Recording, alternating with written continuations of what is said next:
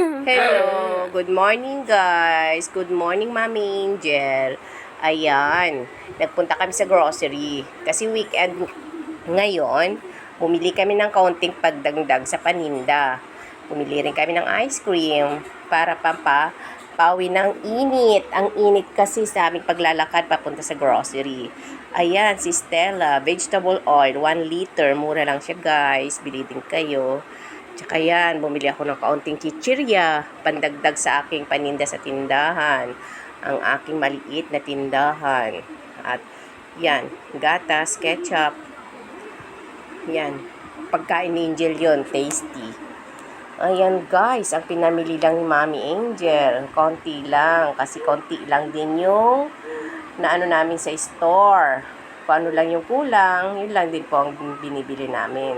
Kasi yun lang din ang budget namin. God bless. Bye-bye.